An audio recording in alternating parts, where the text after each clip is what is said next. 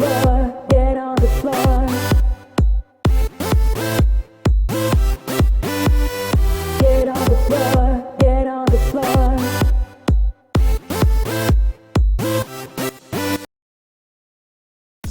Hey guys, Raven here. I wanted to give you guys a little bit of a heads up and a little bit of insight on what's going to be going down on patch 2.0 that comes out September 8th, which is next week. So yeah, that's what we're going to get in today. Yeah! Hopefully everybody's having a great day today. We've gone over some of the other stuff that's gone over at Bungie recently. I try to give you guys as much updates as possible. But there's going to be another patch dropping next Tuesday. It'll be major for us. I wanted to kind of give you guys some insight about what's going on with there, because Bungie has come out and talked to us about some more. There was a podcast that was released with Luke Smith on Game Informer. So let's dive into that. Look at my sexy hunter here. Except for those red boots. What the hell? Oh, God Lord. Anyways, as you guys know, the big thing that happened today that came out is Bungie came out and tweeted that the Fallen King raid will take place hot, quote, hot on the heels of the release of the Taken King. This is not saying that it's coming out the same day as the Taken King. Okay, let's get that straight. Bungie is going to give us probably a week to do all the things we need to do, get our characters all geared up, and then we will take on the raid a week later. Not Saturday, not Sunday, but probably the following Tuesday after the next patch update, if there is one, or they just open it up finally. I'd imagine there'd be something small behind the scenes they do. So anyways, the raid will not be released with Destiny. They have completed it. For all those people out there, Bungie sent that statement out specifically to tell people that, hey look, we've got it done, we're holding off, we want you guys to gear up. You Guardians are going to have a light requirement probably, and you're going to have to get to it before you can even attempt this raid. So cool, raid will probably be a week later, 1 maybe 2 weeks later. I don't foresee it being 2. My personal thoughts are probably a week. So yeah, that's what's going on with that. Anyways, inside the Game Informer, there was a lot of things that were asked, another rapid fire questions to all of them, and they went over some stuff. So let's talk about these things, because these things are kind of important for us. So the one thing is, and it's kind of the big thing, is Etheric Light, okay? If you guys have been watching my stream lately and a lot of my videos, I've been hunting Etheric Light, not because I need it for the Taken King, but I want it so I can get my character to 34, because if I have him at 34 with whatever gear he's wearing, he's going to be doing 34 inside the Taken King, which is what I want.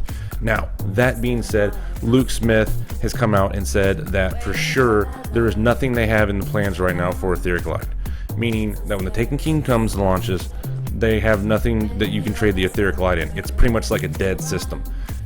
All it does is it will actually level up gear you get inside prior to the Taken King. So if you're sub, was it 34, then I guess Etheric Light would still work essentially, because they're not taking it out of the game.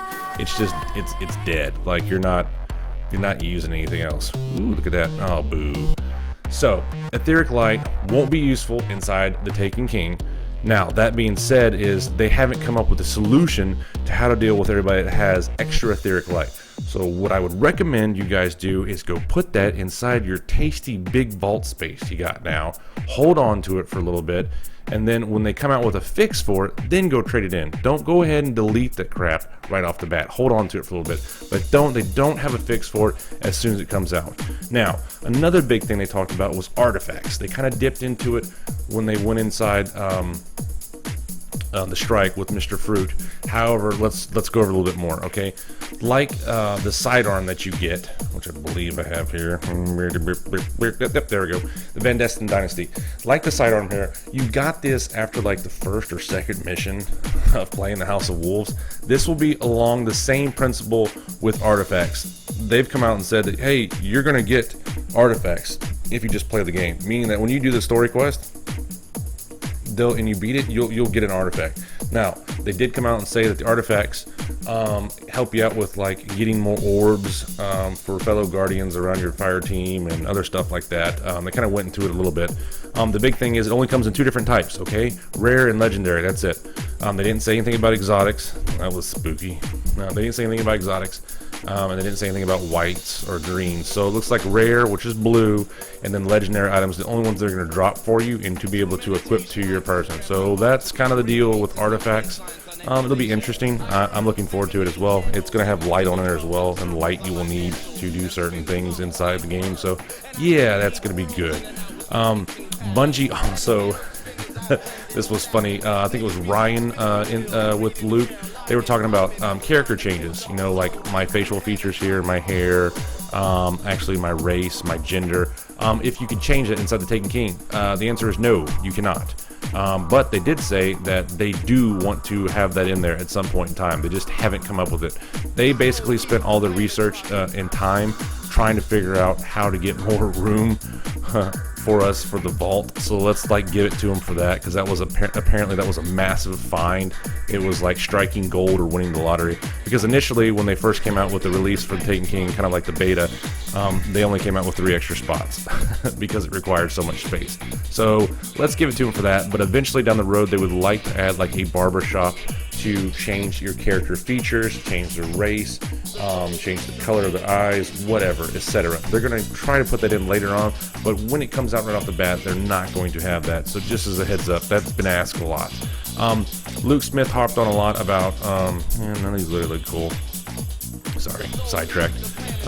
Smith talked a lot about character progression. Okay, the game, as he called it, when it first came out, he called it D14 or whatever it was, Destiny 14, 2014.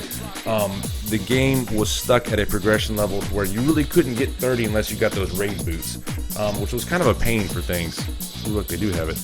But damn, sorry, I'm getting totally sidetracked here. Anyways, you were stuck at forever 30 or forever 29 to get the raid boots, and they're trying to change that. They're trying to change the vertical climb into the game to get progression. Whereas vertical, I mean going from like 1 to 40. They're changing that vertical, the climb of the mountain. They're not going to make it as hard. They're going to make it very linear and very easy to get to, because they want you to focus on more of the in-game stuff, which is totally cool. So from 1 to 40 won't be as tough, and then the horizontal growth will be even more. The ability to tinker your character down to more specifics other than what you got now will be presented to you in the game. So that is really neat, which will be great. Another side note, Glimmer will remain at 25,000. You'll be maxed out at 25k. There's going to be a lot of stuff you can spend the Glimmer on, and they're also giving you a lot of different ways to get more Glimmer inside the game. You saw the exotic robe. I think it had to deal with the Alchemist, however you want to call it.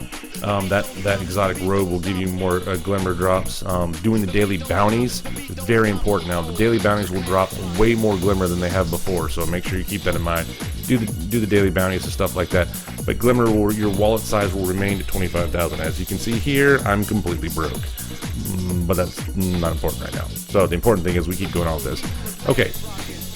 New weapon changes. Yay, this is everybody's hot topic. That's just awesome. The weapon changes are dropping 9/8. That's right, the Thorn won't be such a little bit of a you-know-what inside of PvP now. That's going to be hitting next Tuesday. So the weapon changes will balance out a lot of things. I'm not going to go into a lot of specifics about that. You can find that in older updates and forums on Bungie about what's really taking place with the balancing of the weapons. So that will be dropping 9/8 next Tuesday for sure. They did announce, let's go a little bit into the weapons, okay? All of the PS4 exclusives that are on PS4 right now, exotics that you can't get inside of Xbox, that everybody's been wanting really bad, you will be able to get those inside the Taken King. They are all moving up to year 2. That includes the Thorn as well. I know everybody's like, are you serious? Yes. Luke Smith has come out and said that Thorn, from what I gathered from the that video, and anybody that thinks differently, please correct me if I'm wrong, but I'm pretty sure he said the Thorn too, is the hand cannons. But the Hawk Moon, Monte Carlo, what was the other one? The Fourth Horseman. I can't think of it. That might be it. Those are all moving over to the Taken King. So there'll be year 2 exotics as well, which is really neat. That's cool. I like it. Pulse rifles, the Bad Juju and Red Death will also move over to year 2, so you will see those there. The Scout rifles took a little bit of a hit. The Meta multi-tool will not carry over to year 2. It will be a year 1 only. So that's kind of a bummer. But to even it out, they created a new Scout rifle exotic that will be dropping inside the Taken King. So they're getting rid of the Meta multi-tool. They're not going to carry it over, but they will introduce another exotic that will take that place. So that's kind of it. Now the two big ones that everybody's been so upset about. Icebreaker and Gallahorn, both not coming over to year 2. Now, are all these not coming over to year 2 permanent? No, there's no for sure answer about that. But up front, they're not coming in with the initial release of the Taken King. The Icebreaker was a really great tool, but they said they thought that it was kind of not really thought through, and it was used to kind of break the system that they didn't want broke. So Icebreaker, Gallahorn, definitely not coming over to year 2 right off the bat. Maybe join them later on the road, but for now, we'll remain where they're at. That does it for the weapons per se, but the balancing patch for the weapons and how hard they hit, the hand cannons and yada yada yada, that's going to be dropping next Tuesday, along with how the quest looks. The questification, as they call it, I believe this screen will look different over here now. Come next Tuesday, they're going to kind of update all this. And yes, I'm just now working on the freaking Thorn. Back off.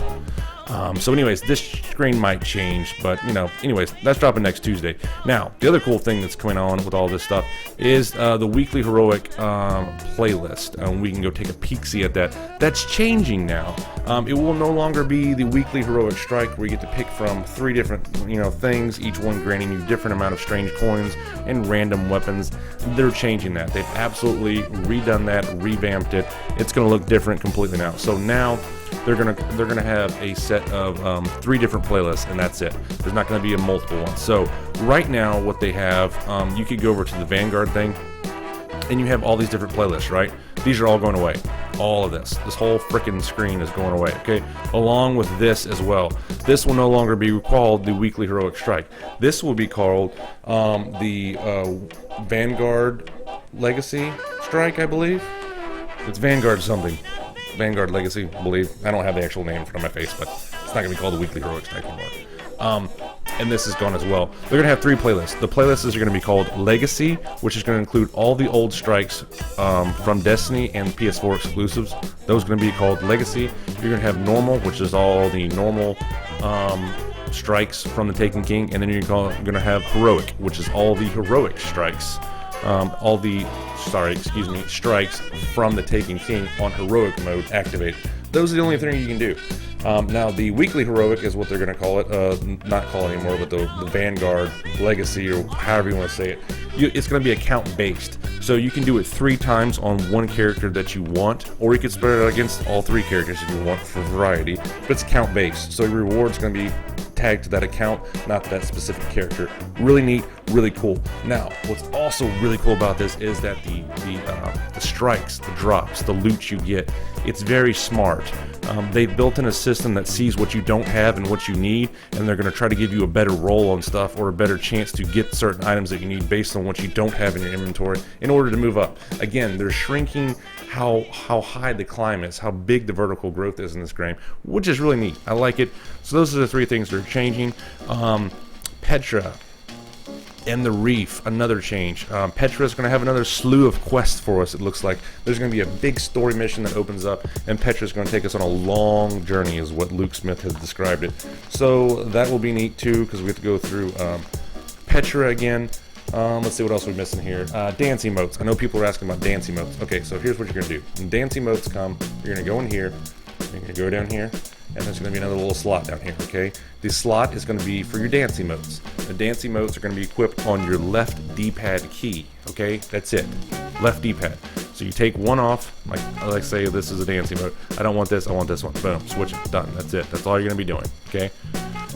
Up, right, and down will remain the same. Those are not going to change.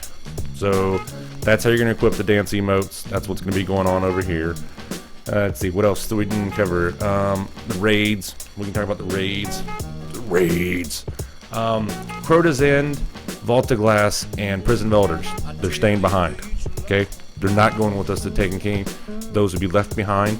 You can still get achievements. You can still get trophies for those. You can still get old exotics like the Vex Mythoclast, or you can go pick up a Fatebringer if you want to.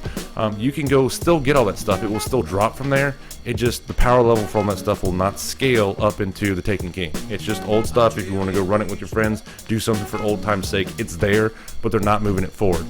The reason they said that is because if they did all that and brought it forward, it'd be like a freaking chore when you logged on to Destiny. Like, oh man, I gotta do my raid, I gotta do all my 3 raids, then I have to do the Fallen King when it comes out, and then I have to do my weekly heroics, I do my Nightfalls. It got out of hand, so they had to cut down on some stuff. And to move forward, they need to leave the other stuff behind.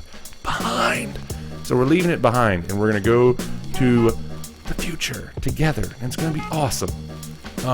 Now, last but not least, before we cut this video off, is guys, tonight, okay, tonight, not tomorrow, tonight at midnight, tonight is your deadline to get your VIP rewards done and taken care of, so you can get really cool emblem, shader, and speeder. Okay, so in order to get your VIPs, which I'm sure you already know about, but if you don't, I'm gonna give you a quick rundown because you have a couple hours left to do it. You either have to purchase the Dark Below and the House of Wolves before August 31st at midnight, or you have to have at least one character who is 30 or above. He's got to reach light level 30 or above before August 31st at midnight. Okay, so those are the 2 things. My recommendation is if you don't have a character and you're new to this game, the best thing for you to do is go ahead, purchase the Dark Below and the House of Wolves, because you're going to need them anyways to play the Taken King. So go ahead and buy these if you don't have it, you haven't started yet, and you want those sweet VIP rewards. Go ahead and get that. I will have a picture on YouTube, but the VIP rewards are like tiger, like a kitty cat. It's all black. It's like black on black or like gray on black. It looks freaking sweet. It's going to be an emblem, a shader, and a speeder. You're going to have a Banff speeder. It's going to be awesome. So anyways, guys, knock that stuff out, get it done. Anyways, that about wraps it up. Look, this is a quick insight about what was going on in the podcast. I went over some of the highlights of the podcast. It was a really good podcast. This game is looking freaking awesome. Guys, lastly, if you haven't checked out the newest trailer, go check it out. It looks amazing. It is so sweet. The hype is real. I hope you guys are excited because I'm excited about this. So anyways, guys, that's going to wrap it up for this video. Don't forget to rate, comment, or subscribe. And guys, I will see you back inside of Destiny.